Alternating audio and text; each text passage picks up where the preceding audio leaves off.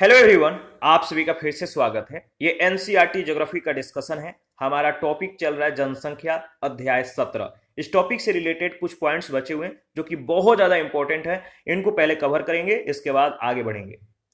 तो पहला पॉइंट है अनुसूचित जातियां। अनुसूचित जातियां भारत में स्वतंत्रता के समय अनुसूचित जातियों की जनसंख्या 5.17 करोड़ थी, जो वर्ष 1991 में 13.82 करोड़, वर्ष 2001 में 16.48 करोड़ और वर्ष 2011 में लगातार बढ़ती हुई 20.13 करोड़ हो गई है। यह देश की कुल जनसंख्या का 16.6% है। यहां से प्रश्न कई बार पूछे गए हैं। 16.6% याद रखिएगा। इस प्रकार पिछले 60 वर्षों में इनकी जनसंख्या में 3 गुने से भी अधिक वृद्धि हुई है। 2001 से 2011 के दौरान अनुसूचित जातियों की दशकीय वृद्धि दर 20.8% रही है। कितना? 20.8%। सर्वाधिक एवं न्यूनतम अनुसूचित जाति जनसंख्या वाले जो राज्य हैं, याद रखिएगा, उत्तर प्रदेश। सर्वाधिक अनुसूचित जाति जनसंख्या वाले राज्य उत्तर प्रदेश और न्यूनतम अनुसूचित जाति जनसंख्या वाला राज्य मिजोरम है। इसी प्रकार अनुसूचित जाति की सर्वाधिक और न्यूनतम जनसंख्या प्रतिशतता वाले राज्य पंजाब और मिजोरम है। 2011 में अनुसूचित जाति का लिंगानुपात 945 और साक्षरता का प्रतिशत 37.41% है, जिसमें पुरुष साक्षरता 49.91% और स्त्री साक्षरता 23.76%। याद रखिएगा। नागालैंड, अरुणाचल प्रदेश, अंडमान निकोबार और लक्षद्वीप में अनुसूचित जातियां नहीं पाई जाती हैं। यहां से प्रश्न पूछा जाता है। नागालैंड, अरुणाचल प्रदेश, अंडमान निकोबार और लक्षद्वीप में अनुसूचित जातियां नहीं पाई जाती है। अनुसूचित जनजातियां 15वीं जनगणना 2011 के अनुसार भारत में अनुसूचित जनजातियों की जनसंख्या 10.42 करोड़ है। देश की कुल जनसंख्या का 8.6% है। भारत में सर्वाधिक अनुसूचित जनजाति मध्य प्रदेश में पाई जाती है। याद रखिएगा, यहां से प्रश्न कई बार पूछे गए हैं। जो राज्य की कुल जनसंख्या का ये 21.1% है। दादरा एवं नगर हवेली के संख्या में अगर बात करें तो जो दादरा और नगर हवेली की संख्या है, इस दृष्टि से सर्वाधिक 1,78,564 अनुसूचित जनजाति पाई जाती है। कहां पर? दादरा और नगर हवेली में संख्या के दृष्टि से सबसे ज्यादा अनुसूचित जनजाति पाई जाती है, जो किसी केंद्र शासित प्रदेश में सबसे ज्यादा है, सर्वाधिक है। जनगणना 2011 के अनुसार अगर बात करें तो अनुसूचित जनजातियों का लिंगानुपात 990 है, जो वर्ष 2001 के लिंगानुपात से 12 अधिक है। जनजातियों में सर्वाधिक लिंगानुपात गोवा में कितना? याद रखिएगा, 1046। गोवा में सबसे ज्यादा जो है जनजातियों का लिंगानुपात है और सबसे कम लिंगानुपात जम्मू कश्मीर में है, 924। पुदुचेरी, दिल्ली, चंडीगढ़, हरियाणा और पंजाब में कोई भी अनुसूचित जनजाति नहीं पाई जाती है। इस बात को ध्यान में रखिएगा।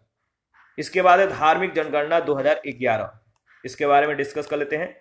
अगस्त 2015 को भारत के महापंजीयक और जनगणना आयुक्त ने वर्ष 2011 के धार्मिक जनगणना के आंकड़े जारी किए। आंकड़ों के अनुसार 2001 से 2015 के बीच देश की जनसंख्या औसतन 17.64% से बढ़कर 121.08 करोड़ हो गई है।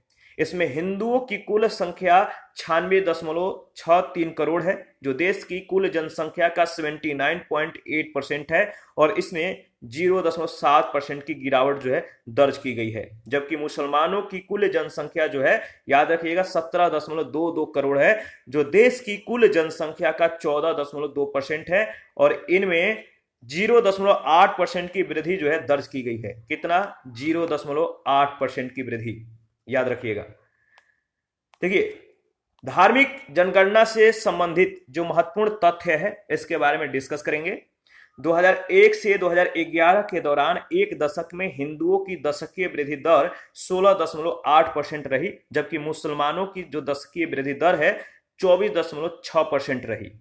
हिंदुओं में सबसे अधिक दशकीय वृद्धि दर दादरा और नगर हवेली में 56.6% रही। वही मुस्लिम है, मुस्लिमों की सबसे अधिक दशकीय वृद्धि दर भी दादरा और नगर हवेली में 98.1% रही। हिंदुओं का लिंगानुपात 939, मुस्लिमों का 951, ईसाइयों का 1023, सिखों का 903, बौद्धों का 965 और जैनियों का 954 है। हिंदुओं की सबसे अधिक हिस्सेदारी वाला जो राज्य या केंद्र शासित प्रदेश है वह हिमाचल प्रदेश राज्य का 95.2%।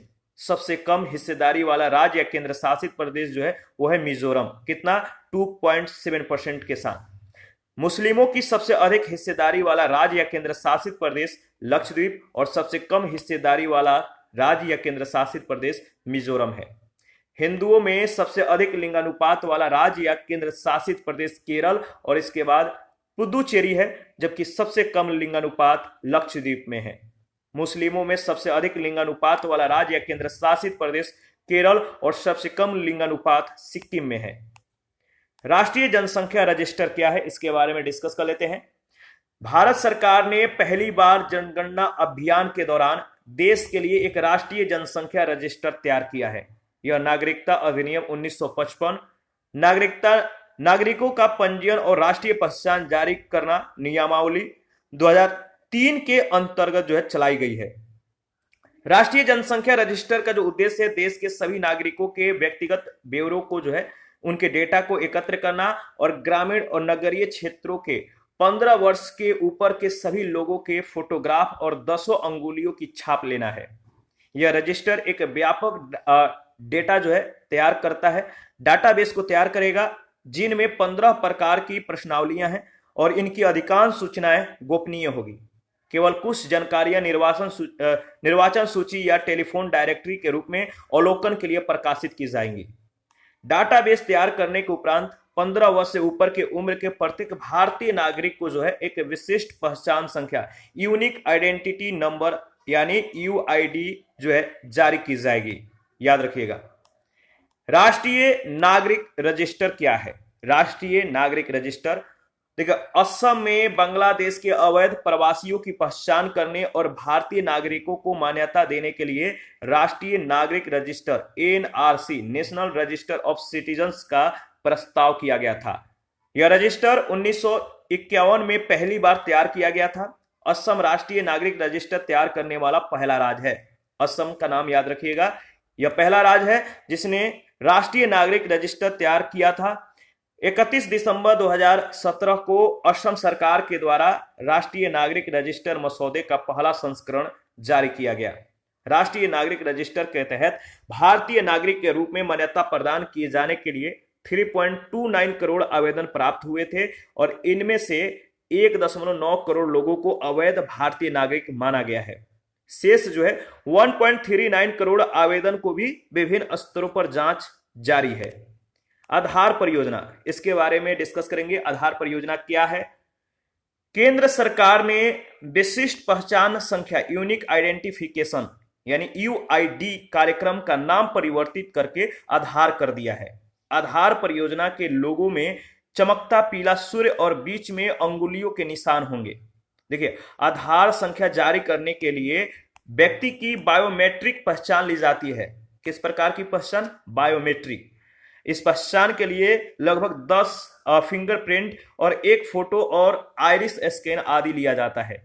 29 सितंबर 2010 को यह उत्तर प्रदेश के याद रखिएगा उत्तर महाराष्ट्र के, न कि उत्तर प्रदेश के, यह जो है 29 सितंबर 2010 को उत्तर महाराष्ट्र के नंदुरबार जिले के तिम्भाली गांव में महत्वाकांक्षी यूआईडी प्रोजेक्ट यानी आधार परियोजना का प्रारंभ किया गया और यह देश का पहला जो है आधार गांव है। इस गांव की आदिवासी महिला रंजना सोनावड़े, कौन सी, नाम क्या है इस महिला का? यह आदिवासी महिला है, नाम है रंजना सोनावड़े। यूआईडी प्राप्त करने वाली पहली नागरिक बनी।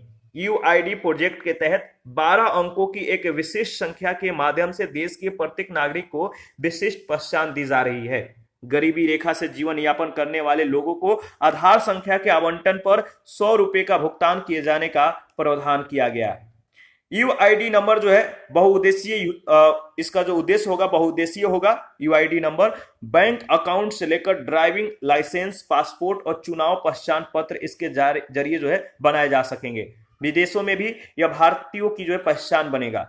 यूआईडी प्रोजेक्ट यानी आधार परियोजना जो है विश्व का सबसे बड़ी और अनूठी सूचना प्रौद्योगिकी परियोजना है।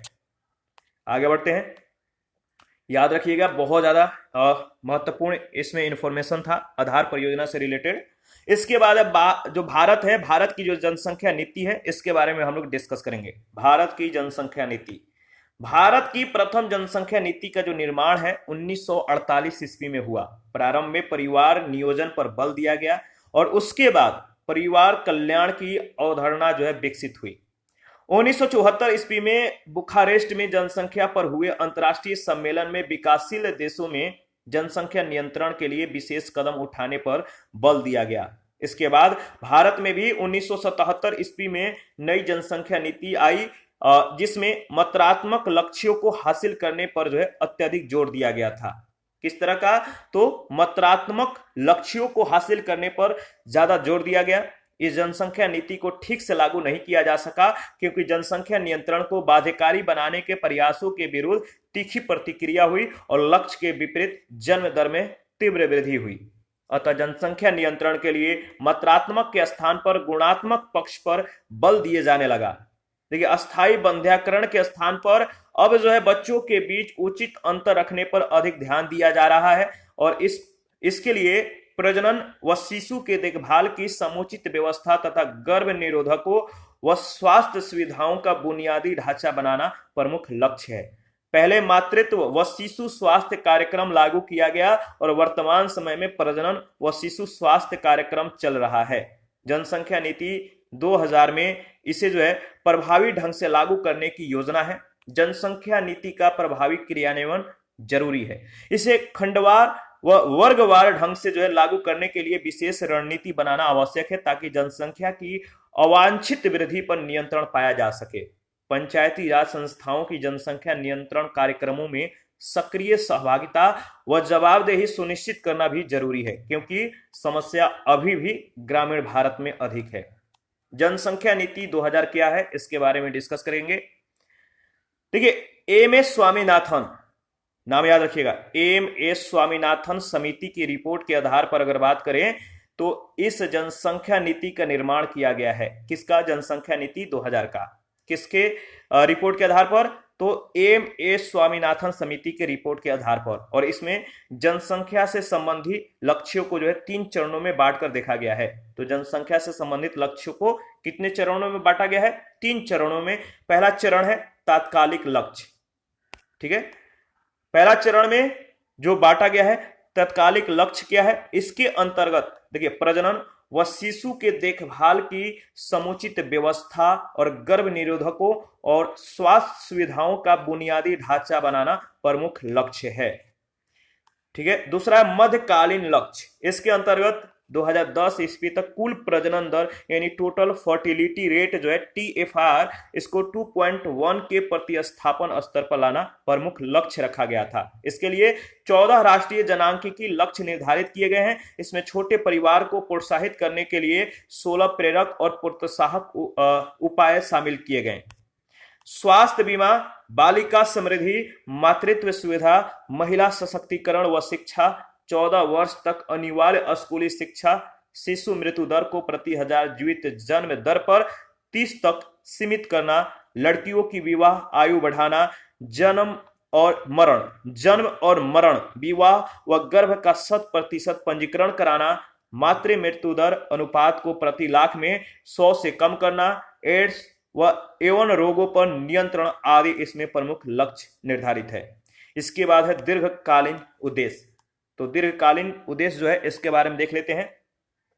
देखिए, इसके अंतर्गत अगर बात करें तो 2045 ईस्वी तक सामाजिक व आर्थिक विकास तथा पर्यावरणीय संरक्षण के अनुरूप स्थिर जनसंख्या की प्राप्ति का लक्ष्य रखा गया है। स्थिर जनसंख्या स्टेबल करने के लिए 2026 ईस्वी तक लोकसभा के सीटें नहीं बढ़ाने का निर्णय लिया गया है ताकि जनसंख्या नियंत्रण के कार्यक्रमों को बढ़ावा दिया जा सके। इसके बाद भारत की जनसंख्या समस्याएं क्या है? तो इनकी जो समस्याएं हैं, भारत जनांकिकी संक्रमण के तीसरे चरण के प्रारंभिक दौर में है। ठीक है, तीसरे चरण के प्रारंभिक दौर में है। देखिए, अब जन्म दर में कमी की प्रवृत्ति स्पष्ट रूप से दिखाई पड़ रही है। यहां जो है अगर बात करें तो वर्ष 1991 से 2001 में 1.95% वार्षिक था, वहीं 2001 से 11 में यह घटकर 1.64% रह गया। तो अगर बात किया जाए तो भारत जनांकिकीय संक्रमण के तीसरे चरण के प्रारंभिक दौर में है और अब जो है जन्म दर में काफी जो है कमी की प्रविष्टि जो है स्पष्ट रूप से दिखाई पड़ने लगी है। और यहां जो है 1991 से 2001 में 1.95% वार्षिक और 2001 से 11 में यह घटकर 1.64% जो है अब रह गया है। जनसंख्या का जैविक आधार बड़ा होने के कारण जनसंख्या वृद्धि दर कम होने के बावजूद पिछले दशक में जनसंख्या लगभग 18 करोड़ बढ़ी, यानी प्रति वर्ष लगभग 30 से 40 लाख परिवारों की वृद्धि हुई है और इससे विभिन्न संसाधनों पर जो है दबाव बढ़ गया है। देखिए, जनसंख्या बढ़ेगा तो खाने पीने की जो खाद्य पदार्थ हैं, कृषि के लिए जो जमीन है, रहने के लिए आवास, इन सभी के लिए जो है जगह जमीन को जो जंगल है काटा जाएगा। ठीक है, इनको साफ किया जाएगा, रहने के लिए आवास बनाया जाएगा। कृषि के लिए यानी खाने पीने की वस्तुओं को उत्पादन करने के लिए कृषि की जाएगी, उद्योग धंधे विकसित किए जाएंगे। इन सभी के लिए जो है मतलब इन सभी के बढ़ने से समस्याएं और भी जो है जटिल हो जाएगा। पहली 3 पंचवर्षीय योजनाओं में सकल घरेलू जो उत्पाद है इसमें कुल 53% की वृद्धि हुई, जबकि प्रति व्यक्ति आय में यह वृद्धि दर मात्र 19% की रही। तो पहली 3 पंचवर्षीय योजना जो है इनमें जीडीपी में कुल 53% की वृद्धि हुई और प्रति व्यक्ति आय में यह वृद्धि मात्र 19% की रही। देखिए, इस संदर्भ में 1974 में बुखारेस्ट में प्रथम जनसंख्या सम्मेलन में स्वर्गीय इंदिरा गांधी ने यह वक्तव्य दिया था कि जनसंख्या विस्फोट की अवस्था में नियोजन कार्य करना वास्तव में ऐसे स्थान पर मकान बनाना है जिसे बाढ़ का पानी हर वर्ष बहा ले जाता है। तो इंदिरा गांधी का यह वक्तव्य है। क्या वक्तव्य है? जनसंख्या विस्फोट की अवस्था में नियोजन कार्य करना वास्तव में ऐसे स्थान पर मकान बनाना है जिसे बाढ़ का पानी हर वर्ष उसे बहा ले जाता है, तोड़ ले जाता है। देखिए, कुल प्रजनन दर क्या है? प्रति दंपति संतानों की संख्या TFR अभी भी ये जो है कुल प्रजनन दर जो है अभी भी ये उच्च बनी हुई है। यह अतिरिक्त जनसंख्या वृद्धि ग्रामीण नगरीय स्थानांतरण का कारक बनता है। देखिए, बाल आयु वर्ग अधिक हैं, यानी इसमें कमी की प्रवृत्ति है। जो बाल आयु वर्ग है यह अधिक है, यद्यपि इसमें कमी की प्रवृत्ति है। जीवन प्रत्याशा में जो जीवन प्रत्याशा है इसमें वृद्धि हुई है, परंतु अभी भी यह विकसित देशों में या कह सकते हैं जो यह विकसित देश जो है यहां पे जो है काफी कम है। तो जीवन प्रत्याशा में वृद्धि हुई है, ठीक है, और अभी भी यह विकसित देशों में या विकसित देशों से यह काफी कम है जीवन प्रत्याशा। जहां पर विकसित देश है, जो विकसित देश ज्यादा डेवलप कंट्री है, वहां पे जीवन प्रत्याशा बहुत ज्यादा है, उच्च है, लेकिन उसके तुलना में यहाँ की जो जीवन प्रत्याशा है वो काफी कम है। इसके बाद देखिए, जनांकिकी प्रतिस्थापन दर जो लक्ष्य है 2020, इसके बारे में हम डिस्कस करेंगे। जनांकिकी प्रतिस्थापन दर लक्ष्य गोल 2020 प्रतिदर्श पंजीकरण सर्वेक्षण 2013 के द्वारा 22 दिसंबर 2014 को जारी आंकड़े के अनुसार भारत में प्रजनन दर में तेजी से गिरावट के कारण देश 2020 तक लक्षित प्रजनन के प्रतिस्थापन स्तर तक पहुंच जाएगा। इस आंकड़े के अनुसार 8 राज्यों में एक महिला के पूरे जीवन काल में कुल औसत प्रजनन दर घटकर जो है 2 बच्चों से कम हो गई है। याद रखिएगा, गुजरात को छोड़कर उत्तर व पूरब के सभी राज्यों में केवल जो है 9 राज्य अभी शेष हैं जिनको कह सकते हैं कि कुल प्रजनन दर जो है 2.1 के प्रतिस्थापन स्तर का लक्ष्य प्राप्त नहीं किए हैं। तो गुजरात को छोड़कर और उत्तर पूर्व के सभी राज्यों में से केवल 9 राज्य अभी शेष हैं जिनको कुल प्रजनन दर यानी टोटल फर्टिलिटी रेट जो है 2.1 के प्रतिस्थापन स्तर का लक्ष्य प्राप्त नहीं हुआ है। दक्षिण राज्यों के साथ पश्चिम बंगाल में इस समय सबसे कम प्रजनन दर है 1.6% है, जबकि जम्मू कश्मीर, पंजाब और हिमाचल प्रदेश में भी प्रजनन दर में अनुकूल जो है गिरावट आई है। भारत की वर्तमान औसत प्रजनन दर 2.3 है, जो कि अपने जनांकिकी प्रतिस्थापन स्तर के लक्ष्य से मात्र 0.2 अंक अधिक है। कितना है? 2.1 है, जो कि 0.2 अंक इससे अधिक है। स्वच्छता सर्वेक्षण 2020 के परिणाम। स्वच्छता सर्वेक्षण 2020 के परिणाम 20 अगस्त 2020 को स्वच्छता सर्वेक्षण 2020 के परिणाम घोषित किए गए।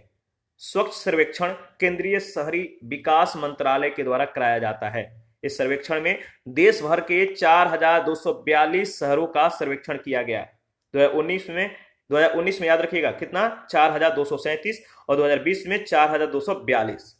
यह देश के वार्षिक स्वच्छता सर्वेक्षण का 5वां संस्करण है, जिसके अंतर्गत शीर्ष प्रदर्शन करने वाले शहरों और राज्यों को 129 पुरस्कार जो है दिए गए हैं। इस सर्वेक्षण में इंदौर जो है मध्य प्रदेश में है। इस सर्वेक्षण में इंदौर को प्रथम स्थान प्राप्त हुआ है। इंदौर ने लगातार चौथी बार यह उपलब्धि अर्जित की है। देश की सबसे अच्छा या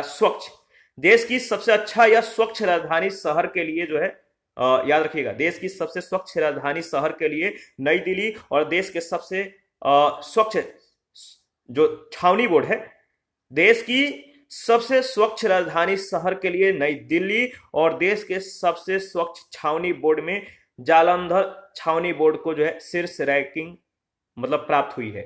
इन दोनों का नाम याद रखिएगा। 3 जुलाई 2020 को स्वच्छ सर्वेक्षण 2021 जिसका जो संस्करण था, जिसका 6वां संस्करण था, यानी 6ठा संस्करण याद रखिएगा। तो 3 जुलाई 2020 को स्वच्छ सर्वेक्षण 2021 प्रारंभ किया गया, 6ठा संस्करण स्टार्ट हुआ, और इस सर्वेक्षण के संकेतकों को प्रमुख रूप से जो है अपशिष्ट जल उपचार और मल कीचड़ के पुनर्उपयोग पर जो है केंद्रित बनाया गया है। इसी के साथ आज का सेशन समाप्त होता है। नेक्स्ट सेशन में भारत में जो नगरीकरण है इसके संदर्भ में डिस्कस करेंगे। आप अपना प्रतिक्रिया देते रहिए, आपके प्रतिक्रियाओं का हमें बेसब्री से इंतजार रहता है। जिन लोगों ने Telegram channel, Telegram quiz group, Facebook page, Instagram को ज्वाइन नहीं किया है, वीडियो के डिस्क्रिप्शन बॉक्स में उसका लिंक है, आप ज्वाइन कर सकते हैं। तो मिलते हैं नेक्स्ट सेशन में। अभी के लिए इतना है। Thank you.